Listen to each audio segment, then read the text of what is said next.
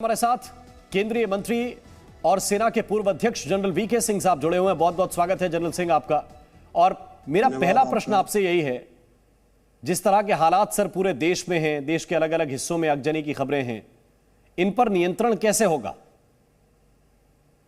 देखिए, कानून और व्यवस्था का जिम्मा पुलिस का है, उसने नियंत्रण करना है। दूसरी चीज, उपद्रव कौन करा रहा है? क्या उपद्रव वो लोग कर रहे हैं जो कि सेना में आना चाहते हैं? ऐसे उपद्रवकारियों के लिए सेना में कोई जगह नहीं। बहुत स्पष्ट रूप से मैं कहना चाहूंगा जी, सेना स्वेच्छा से सैनिक लेती है, स्वेच्छा से आते हैं, गाड़ियां जलाकर नहीं आते हैं, ट्रेनें जलाकर नहीं आते। और किस लिए जला रहे हैं? सेना के जो भर्ती के जो एग्जाम होते हैं उसके अंदर 100 में से 2 आदमी या 3 आदमी मुश्किल से पास करके मेरिट के अंदर आते हैं। जी, क्या जो चीज बोली गई है उससे इनके भर्ती होने में कोई दिक्कत आ रही है क्या? मुझे तो इनकी मानसिकता नहीं समझ में आई। सिर्फ एक चीज मुझे समझ में आ रही है, कोई ना कोई इसके पीछे जरूर है जो इनको बहका रहा है, इनको भड़का रहा है और इनको ये करने के लिए कह रहा है। मैंने कल एक वीडियो देखा, एक युवा दिखाई दिया, लंगड़ाकर चल रहा था, जो कभी फौज में नहीं आ सकता। वो किस लिए उपद्रव कर रहा है? वो कौन सी नौकरी के लिए उसको फौज की चीज नहीं मिली है? वैसे ही वो अनफिट है मेडिकली, मैं अभी उसको देख के कह सकता हूं। तो ये उपद्रवकारी जो युवा यहां पर आपको दिख रहे हैं, ये सब मोटिवेटेड है। इसके अंदर कुछ वो जुड़ जाते हैं कि हाँ जी ठीक है, हम भी इसमें शामिल हो जाएं, हम भी तमाशबीन बन जाएं, हम भी पत्थर फेंक लें और हम भी थोड़े से नारेबाजी कर दें। ठीक है। तो क्या वीके सिंह जी, इनके ऊपर कार्रवाई ही एक तरह का तरीका है? आप कह रहे हैं कि स्टेट पुलिस के हाथ में सुरक्षा है, तो कार्रवाई एक विकल्प है जिसके जरिए इनको कंट्रोल किया जाए?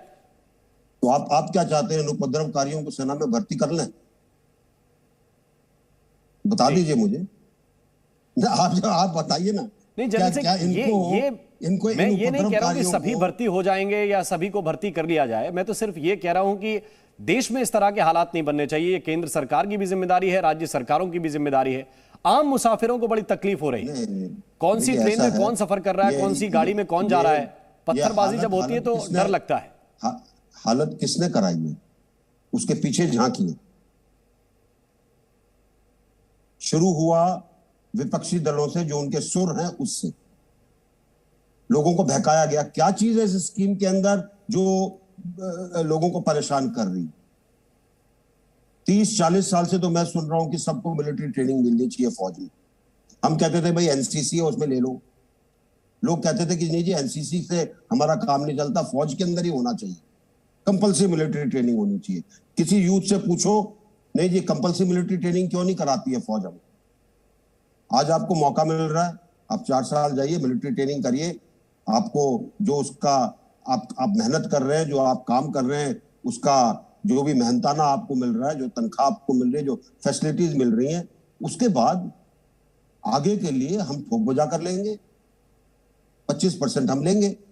उसके अंदर अगर आप फिट होते हैं बहुत अच्छी बात है। आप बाकी जो अल्पकालिक निकल गए उनको अलग अलग प्रदेशों ने पहले ही कह दिया कि भाई हम प्राथमिकता पे इस ट्रेन मैन पावर को लेंगे अपने पुलिस बलों में। हमारे गृह मंत्रालय ने कहा है और गृह मंत्री जी ने खुद कहा, स्पष्ट किया है कि हम इनको सीएपीएफ के अंदर लेंगे, जहां वो 55-60 साल तक नौकरी कर सकते हैं। सेना में तो नौकरी नहीं कर सकते ना 55-60 साल तक जी। तो ये या तो लोग बाग बिल्कुल अनभिज्ञ है जो मानने को तैयार है जी, इनको सब पता है। जो सेना के अंदर आना चाहता है, जो तैयारी करता है, उसको पूरा पता रहता है क्या चीज है क्या चीज नहीं है।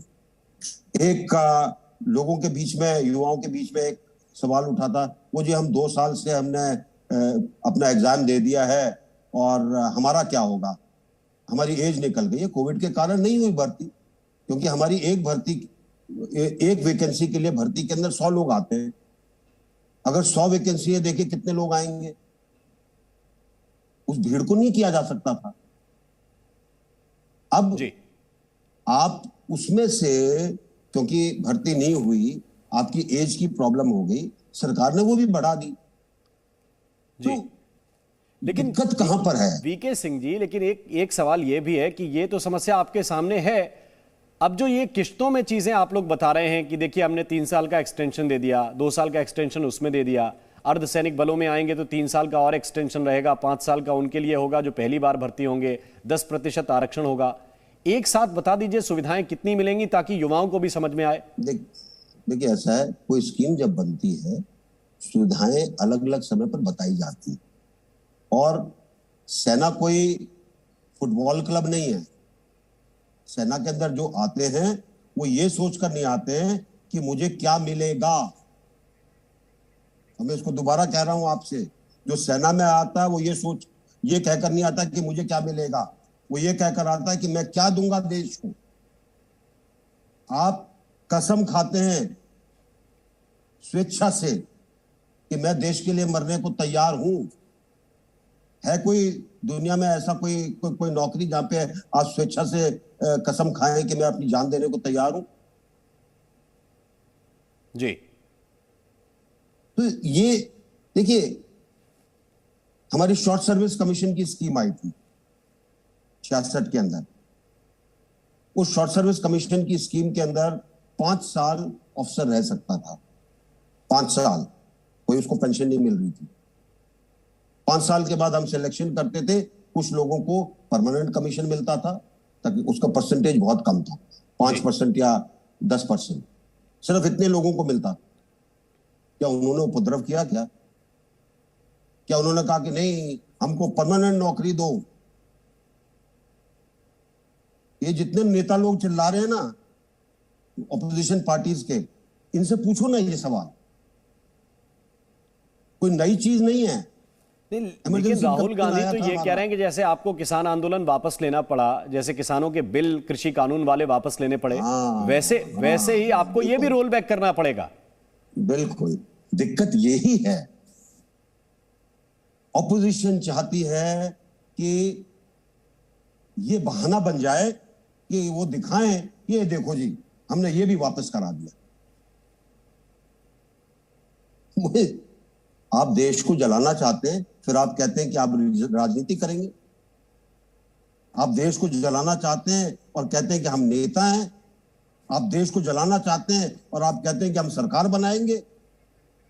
Presenting B News app, available on Google Play and App Store. Download it now.